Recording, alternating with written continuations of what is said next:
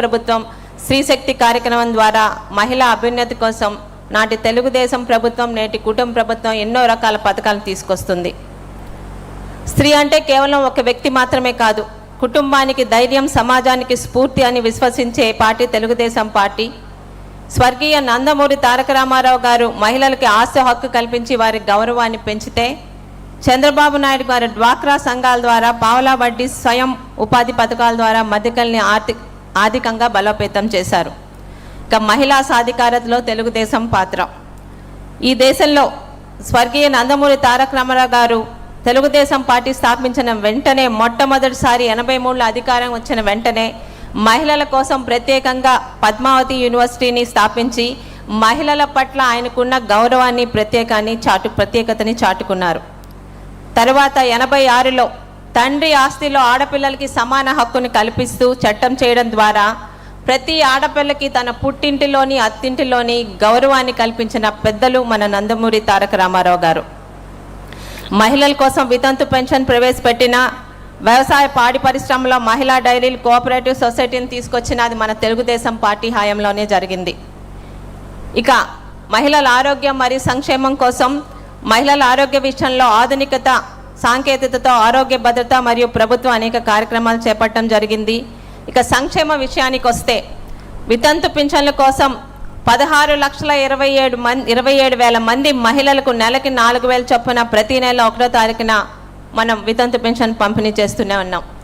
2014-19 సమయంలో వితంతువులు కాకుండా అనేక గ్రామాలకు వెళ్ళినప్పుడు పెళ్లి కాని వయసు కూడా మించిపోయిన ఒంటరి మహిళల గురించి ఆనాటి ముఖ్యమంత్రి చంద్రబాబు నాయుడు గారికి చెప్పడం జరిగితే, పెళ్లి కాని ఆడపిల్లలే కాదమ్మా, పెళ్ళై భర్త చేత వదిలివేయబడ్డ ఆడపిల్లలు కూడా మన యుద్ధాన్ని ఒంటరి మహిళా పెన్షన్ తీసుకొచ్చింది కూడా 2014-19 టైంలో మన తెలుగుదేశం పార్టీయే, మన ముఖ్యమంత్రి చంద్రబాబు నాయుడు గారే. ఇక కూటమి ప్రభుత్వం వచ్చిన తర్వాత ఎన్నికల్లో ఇచ్చిన హామీ మేరకు తల్లికి వందనం పథకం కింద ఒక్కో బిడ్డకి 15,000 రూపాయల చొప్పున ఇస్తూ ఎంతమంది పిల్లలుంటే అంతమంది పిల్లలకి ఆ తల్లి అకౌంట్లో వేసి తల్లికి గౌరవాన్ని కల్పించిన పార్టీ మన తెలుగుదేశం పార్టీ. శ్రీశక్తి పథకం కింద రాష్ట్ర వ్యాప్తంగా ఆర్టీసీలో ఉచిత బస్సు ప్రయాణం కల్పించడం, శక్తి యాప్ ద్వారా మహిళలకి రక్షణ కోసం అనేక చర్యలు చేపట్టడం కూడా మన తెలుగుదేశం పార్టీ హయాంలోనే జరుగుతుంది. ఇక అంగన్వాడీ కార్యకర్తల వేతనం 7,000 నుండి 11,500కి పెంచి అంగన్వాడీ మహిళలకి బాసటగా నిలిచింది మన తెలుగుదేశం పార్టీ. ఆశా వర్కర్లకు 3,000 నుంచి 10,000 రూపాయలు పెంచడం కూడా మన తెలుగుదేశం పార్టీ హయాంలో జరిగింది. ఇక గ్రామ పంచాయతీల్లో 55.4% మహిళల్ని ప్రజాప్రతినిధులుగా ఎన్నిక ఈరోజు సేవ చేస్తున్నారంటే అది తెలుగుదేశం పార్టీ ఘనతే. స్థానిక సంస్థల్లో మహిళలకు 50% రిజర్వేషన్ కల్పించిన ఘనత కూడా మన నాయకుడు చంద్రబాబు నాయుడు గారికి, మన తెలుగుదేశం ప్రభుత్వానికి దక్కుతుంది. ఇక విజనరీ లీడర్, దార్శనికుడైన మన ముఖ్యమంత్రి తెలుగుదేశం పార్టీ జాతీయ అధ్యక్షుడు నారా చంద్రబాబు నాయుడు గారి నాయకత్వంలో విద్య, ఉద్యోగం, రాజకీయాల్లో కూడా 33% మహిళలకి రిజర్వేషన్ కల్పించడం జరిగింది.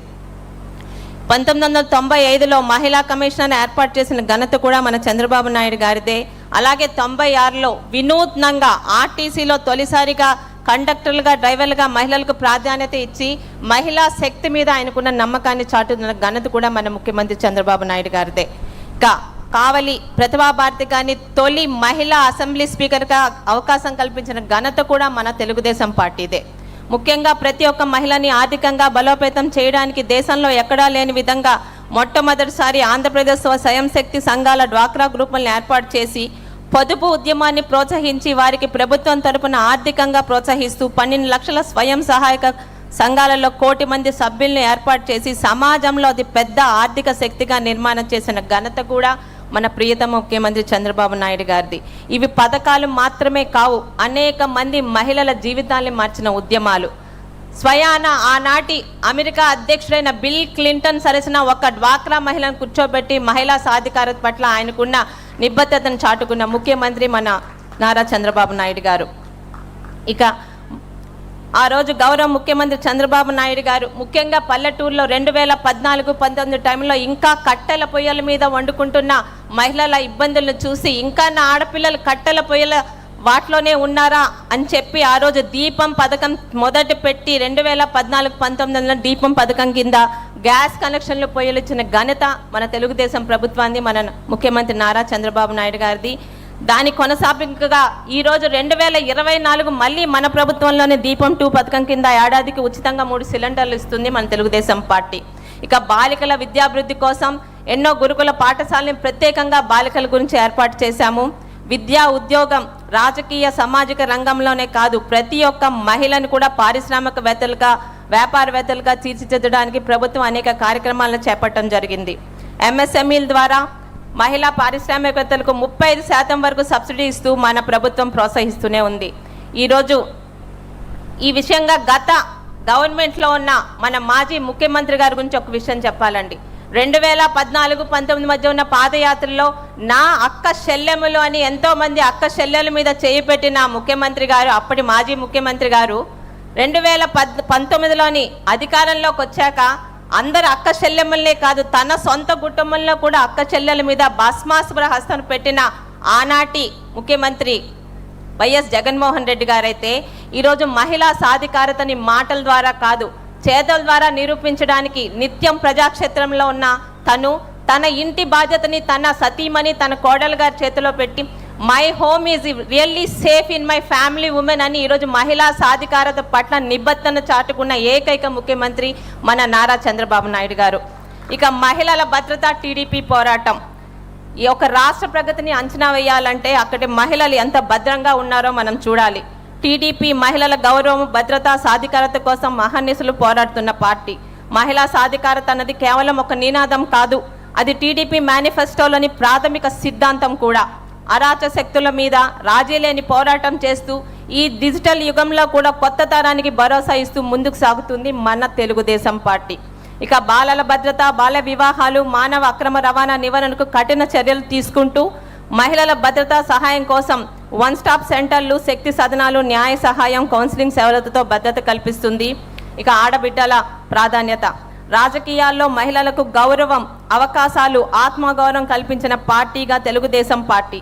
మహిళలను కేవలం ఓటర్లుగా కాదు నవ సమాజ నిర్మాణకర్తలుగా భావించి మన తెలుగుదేశం పార్టీ పనిచేస్తుంది. గడిచిన 2014-2024 ఎన్నికల్లో మహిళలకు అత్యధిక సీట్లనిచ్చి 22 మంది శాసనసభ్యులు, ఎంపీలు మరియు మంత్రులుగా ఈరోజు మన ప్రభుత్వంలో ఉన్నారు అంటే అది తెలుగుదేశం పార్టీకి, నారా చంద్రబాబు నాయుడు గారికి మహిళల పట్ల ఉన్న నిబద్ధత. ఇక రాజకీయాల్లో మహిళల భాగస్వామ్యం పెరగకుండా నిజమైన సమానత్వం సాధ్యం కాదు అని మన టీడీపీ పార్టీ నమ్మకం. మహిళలకు శాసనసభలో, పార్లమెంట్లో, స్థానిక సంస్థల్లో తగిన ప్రాధాన్యత రావాలని తెలుగుదేశం పార్టీ ఎప్పటి నుండో మద్దతు ఇస్తుంది. మహిళలకి 33% రిజర్వేషన్ కల్పించి వారిని నిర్ణయ ప్రక్రియల్లో సమాన భాగస్వాములుగా నిలబెట్టడమే తెలుగుదేశం పార్టీ లక్ష్యం.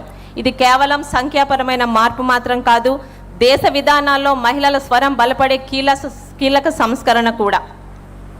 తెలుగుదేశం పార్టీ మొదటి నుండి మహిళా రిజర్వేషన్ బిల్లుకు కట్టుబడి ఉంది. 96లో నాటి దేవగౌడ ప్రభుత్వంలో తొలిసారిగా మహిళా రిజర్వేషన్ బిల్లును ప్రవేశపెట్టిన నాటి నుండి నేటి ఎన్డీఏ ప్రభుత్వం వరకు తెలుగుదేశం పార్టీ మహిళా రిజర్వేషన్ బిల్లుకు తన మద్దతు తెలియజేస్తూనే ఉంది.